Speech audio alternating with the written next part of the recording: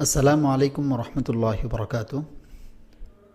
আমরা এ পর্যায়ে শিখব কিভাবে বাক্য বানাতে হয়।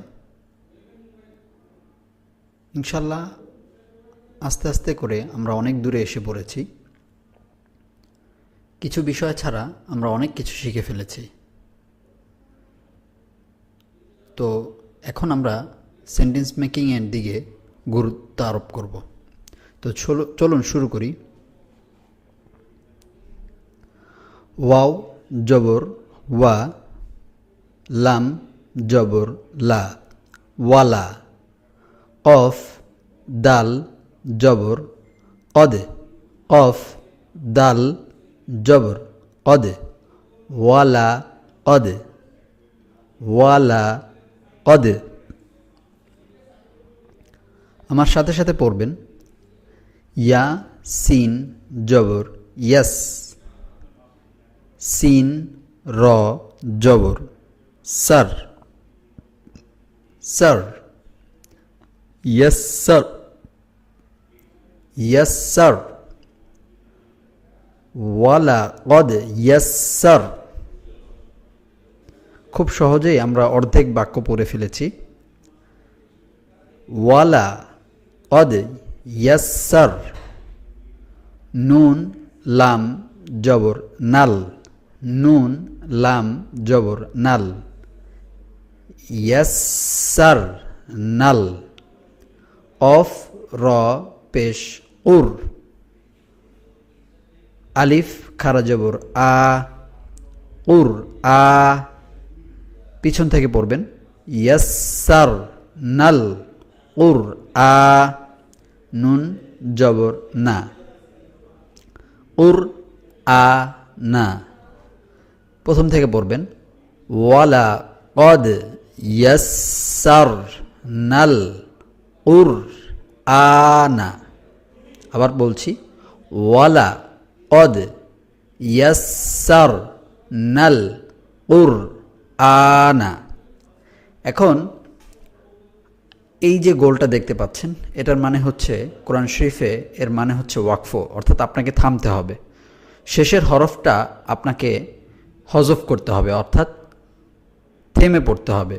যেমন কুরআন, ওয়ালা কদ ইয়াসসারনাল কুরআন।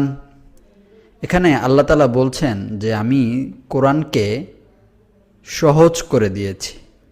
আল্লাহ তাআলা আমাদের কোরআনকে সহজ করে দিয়েছেন। সুতরাং কঠিন ভাবা অথবা কঠিন হওয়ার কিছুই নেই।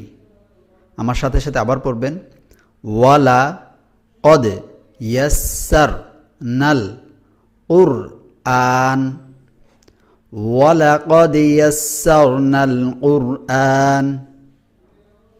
এর পরের লাইনটিতে যাচ্ছি আমি। আলিফ নুন জবর আন, নুন জিম জবর নাজ, আন্নাজ। আলিফ নুন জবর আন, নুন জিম জবর নাজ, আন্নাজ। মিম সা পেশ মুস। এখানে একটি তাসদিদ হবে, আমি ভুলে দিতে পারিনি। আচ্ছা, হয়ে গেল। এরপর দেখুন, মিম সা পেশ মুস, আন্নাজ মুস। সা আলিফ জবর সা, আন্নাজ মুসা। কফ জের কি, বা পেশ বু, কিবু, সাকিবু। আমি যেভাবে পড়ছি সেভাবে পড়ার চেষ্টা করবেন। প্রথমে একটা হরফের সাথে আরেকটা মিলিয়ে মিলিয়ে পড়তে পড়তে যখন আপনি শেষের দিকে যাবেন তখন শেষের শব্দটি পড়বেন, অর্থাৎ কিবু বলার পরে সাকিবু বলবেন। কিবু, সাকিবু, আন্নাজমুস সাকিবু। এতে করে আপনার মনে থাকবে কি পড়েছিলেন। লাম জের লি, সিন আলিফ জবর সা, লিসা। নুন দুই পেশ নুন, লিসা নুন। আইন জবর আ, এখানে একটা র হবে,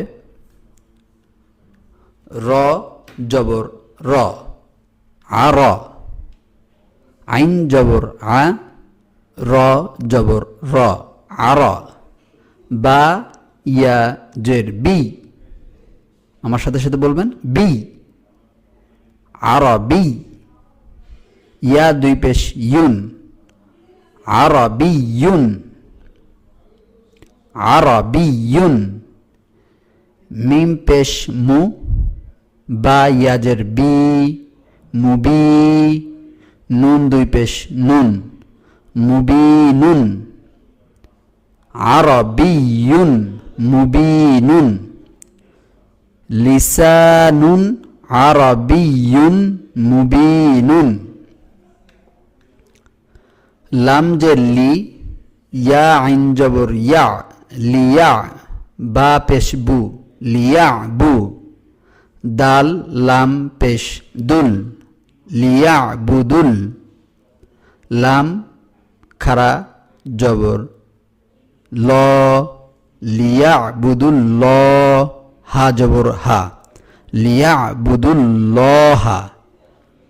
আবার পড়ছি লিয়া বুদুল লহা। আলিফ জবর আ, নুন দদ জের নিদ, আনিদ, আনিদ, র বা জের রিব, আনিদ রিব। এখানে খেয়াল করবেন এই হরফটিতে বা, এই হরফটি বা এবং পরের হরফটি বা, এখানে তাসদিদ এসেছে আর এখানে এসেছে জজম। তো এখন আপনি কোনটি পড়বেন? মনে করবেন জজম সবসময় তাসদিদের নিচে থাকে আর তাসদিদ সবসময় জজমের উপরে থাকে, তার স্ট্যাটাস সবসময় উপরে থাকে জজমের চেয়ে তাসদিদের। সো যখন বা পড়বেন, এই বা এর উপরে জজম আছে এবং এই বা এর উপরে তাসদিদ আছে, এর মানে হচ্ছে জজমকে ছেড়ে আপনাকে এই বাকে ধরতে হবে, কারণ হচ্ছে এর উপরে তাসদিদ আছে। র বা জের রিব, বা জের বি, রিব বি, এই বা উচ্চারণ হবে না। আপনি অনেক সময় দেখবেন আমরা সৎ যে বাংলা শব্দটা, এটার ইংলিশ হচ্ছে অনেস্ট, এখানে কিন্তু এইচ উচ্চারণ হচ্ছে না। ঠিক তেমনি আরবিতে কিছু কিছু জায়গায় এরকম হরফ উচ্চারিত হয় না। র বা জের রিব, বা জের বি, আনিদ রিব বি, আইন জবর আ, সদ আলিফ জবর স, আস, বি আস, আনিদ রিব্বি আস, কাফ লাম জবর কাল, হা জবর হা, আস কাল হা, জিম জবর যা, হাজা, র জের রি, হাজারি, আস কাল হাজারি, আনিদ রিব্বি আস কাল হাজারি। এখন যেহেতু এখানে অক্ফ আছে, আমাকে শেষের হরফটি পড়ার সময় আমাকে থেমে যেতে হবে, অর্থাৎ আমি জের উচ্চারণ করব না, রি এই উচ্চারণটা করব না, করতে হবে জজমের মতো করে। যদি এখানে একটা জজম থাকতো তখন আমি পড়তাম হচ্ছে জিম র জবর জার, ঠিক এভাবে পড়তে হবে, যেহেতু আমি এখানে থামছি। আনিদ রিব্বি আস কাল হাজার, আনিদ রিব্বি আস কাল হাজার। এই তো আমরা আলহামদুলিল্লাহ মোটামুটি সেন্টেন্স মেকিং কিভাবে করতে হয় এটা শিখে ফেলেছি। তো ইনশাল্লাহ আস্তে আস্তে আমি বেশ কিছু জিনিস দেখাবো ইনশাল্লাহ আগামী ভিডিওতে, যেগুলো হচ্ছে এখানে লামের উপরে খাড়া জবর হয়েছে, আমি ল কেন বলেছি, লা কেন বলিনি। তারপর এরকম আরও কিছু মদের ব্যাপারে কথা বলবো, আরও কিছু ব্যাপারে কথা বলতে চাচ্ছি যেগুলো আপনাদের জানা দরকার। আসসালামু আলাইকুম রহমতুল্লাহি ওয়া বারাকাতুহু।